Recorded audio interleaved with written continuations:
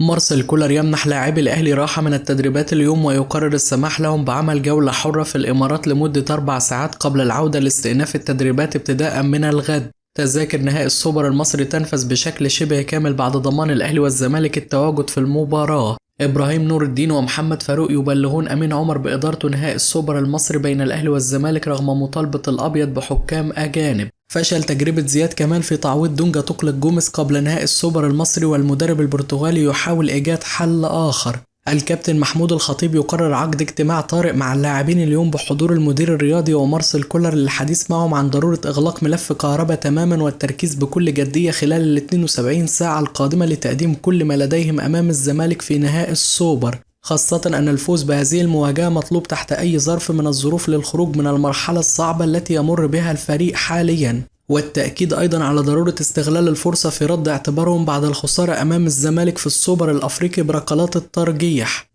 مرور واقعة اعتداء مصطفى شلبي ودونجا ومحمد صبحي على أحد منظمي مباراة الزمالك وبيراميدز مرور الكرام دون توقيع أي عقوبات على أي من الثلاثي من قبل إدارة الزمالك يؤكد أن القيم والأخلاق أصبحت منعدمة في الفريق الأبيض في ظل تواجد حسين لبيب. وبعض الصحفيين المصريين المتواجدين هناك يؤكدون أن اللاعبين سيتم عرضهم على النيابة اليوم بسبب رفض الشخص الذي تشاجر معهم الصلح، وهناك محاولات تجرى من سفير مصر في الإمارات لحل الأمر بشكل ودي. النقاد الرياضيين والجماهير المصرية تتعجب من صمت وزير الشباب والرياضة على أسلوب حسين لبيب الغير محترم في التعامل مع الإخوة الإماراتيين رغم قيام 3 لاعبين في فريقه بالتعدي على أحد منظمي المباراة، والذي هدد بالانسحاب من السوبر حال التحفظ على اللاعبين بدلا من الاعتذار بشكل رسمي عن بلطجة لاعبيه. كهربا يصل القاهرة بعد استبعاده من معسكر الفريق بالإمارات بناء على ما بدر منه بعد مواجهة سيراميكا كليوباترا. مصدر بالأهلي يؤكد في تصريحات صحفية أن السبب وراء قرار ترحيل كهربا من الإمارات هو ظهور علامات الغضب الشديدة على اللاعب فور إعلان الجهاز الفني التشكيل الأساسي وعلمه ببدء طاهر محمد طاهر أساسيا في مركز المهاجم رغم إراحة وسام أبو علي، واستمرار تلك الحالة من الغضب بعد المباراة ورفض كهربا مصافحة المدير الفني وقيامه بتوجيه اتهامات قوية للمدرب بظلمه.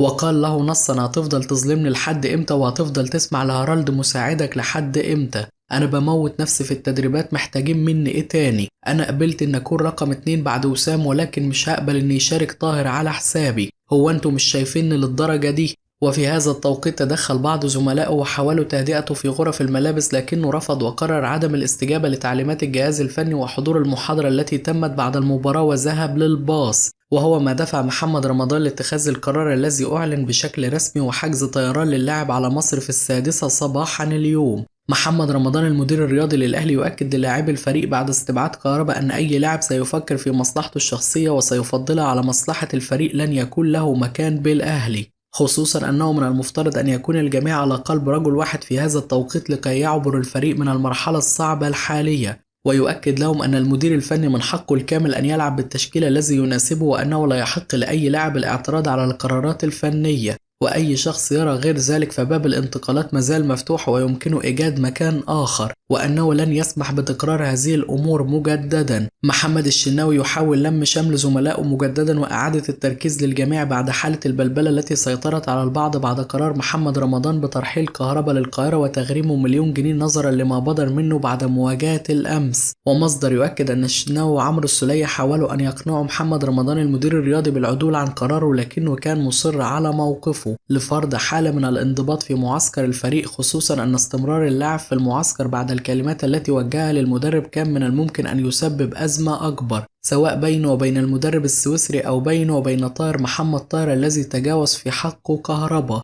الأهلي ينفي كل ما قاله الإعلام محمد شبانة عن تلفظ كهربا بألفاظ بذيئة تجاه مارسيل كولر. أحمد سليمان مقدم برنامج خط أحمر على قناة الأهلي يؤكد دعمه الكامل لقرار محمد رمضان ضد كهربا، ويطالب الجماهير بالتوقف عن الوقوف في صف لاعب اعتاد على هذه المواقف مع مدربه ولم تمنعه العقوبات الكبيرة من عدم تكرار الأخطاء. ظهور كهربا وهو يدعم وسام أبو علي بعد المباراة أمس بسبب شعوره بإصابة ومصافحته لزملائه الذين خاضوا المباراة بابتسامة في بعض الفيديوهات يثير تساؤلات الجماهير، والبعض يؤكد أنه كيف للاعب يقوم بهذه الأمور ويدخل غرف الملابس وينقلب بنسبة 180 درجة ويثير مشكلة. بالتأكيد هناك شيء ما غايب ولم يتحدث عنه أحد تسبب في غضب اللاعب وليس عدم المشاركة فقط. مصدر بالأهلي يؤكد أن إصابة طاهر محمد طاهر عبارة عن إجهاد فقط وأنه لا يوجد ما يمنع تواجده في نهائي السوبر المصري. كولر يعيد محمد الشناوي لحراسة مرمى الأهلي بشكل أساسي أمام الزمالك في نهائي السوبر، ويعيد مروان عطية وحسين الشحات للتشكيل، ويأمل أن يكون وسام أبو علي جاهز هو الآخر لرغبته في الاستعانة بخدماته، رغم إجماع كل المحللين أن توظيفه الخاطئ للاعبين هو السبب في الظهور السيء أمام سيراميكا كليوباترا. كولر يعاتب بعض لاعبي الأهلي على مستواهم أمام سيراميكا، ويؤكد لهم بأن التخاذل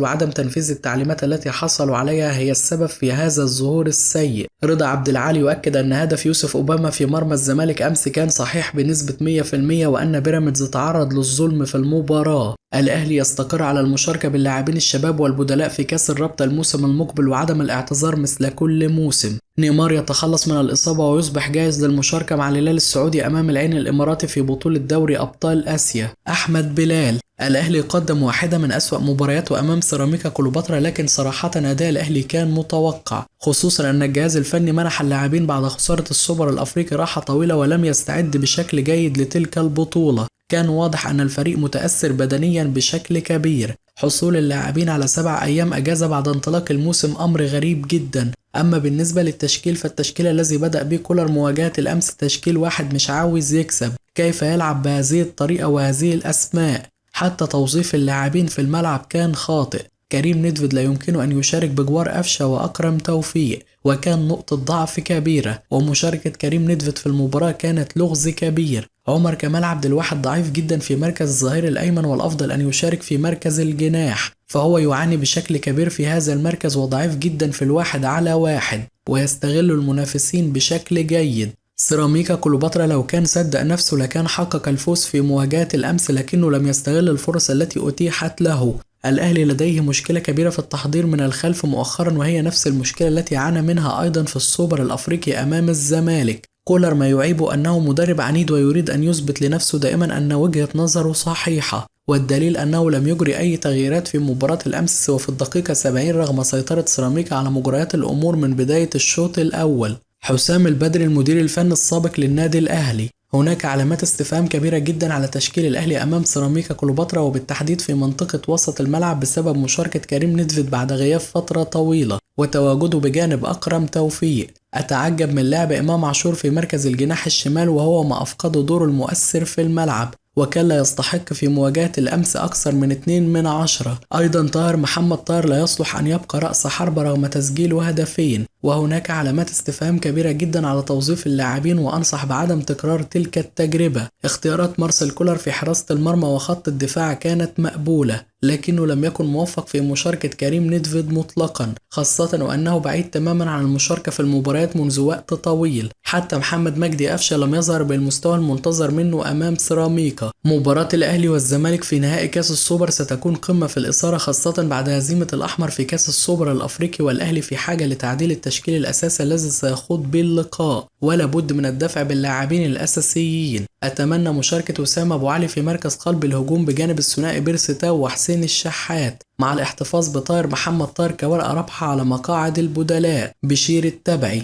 الزمالك من بداية لقاء بيراميدز لم يكن قادر على تحقيق الانتصار، ومستوى الفريق الأبيض لم يكن جيد، والفوز على الأهلي بالسوبر الأفريقي أخفى أمور كثيرة. المكسب دائما يجعل الجميع لا يركز على الأخطاء، وغياب دونجا وعمر جابر أضر بالزمالك فنيا، ومحمد شحاتة لاعب دولي ومكانه الأفضل وسط الملعب، ومشاركته في الظهير الأيمن لا يجعله يقدم المستوى المأمول. حمزة المسلوسي أفضل مركز له هو الظهير الأيمن، وهناك أيضا أحمد محمود كان من الممكن مشاركته بدلا من محمد شحاتة، والأفضل أن يشارك الأخير بدلا من زياد كمال. محمود بنتايج لم يقم بعمل كرة عرضية واحدة، والجميع كان يشيد بمستواه في السوبر الأفريقي رغم أنني لم أشاهد أي هجمة من جهته تماما، والزمالك لم يكن جيد بشكل عام في اللقاء. بيراميدز ظهر بمستوى جيد في بداية الشوط الأول، لكنه لم يستمر في الأداء القوي بعد تسجيل هدف التقدم، والزمالك استطاع استغلال ذلك والعودة في اللقاء مجددا. مصطفى شلبي حصل على فرص عديدة مع الزمالك ولم يقدم أي إضافة، وكان من الأفضل الدفع بالبولندي ميشالاك. الزمالك عانى أمام بيراميدز من أزمات فنية عديدة، والأبيض تأثر بغياب الثنائي نبيل عماد دونجا وعمر جابر، وبيراميدز خاض لقاء الزمالك بالتشكيل الأمثل في ظل امتلاك الفريق لقائمة مدججة بالنجوم.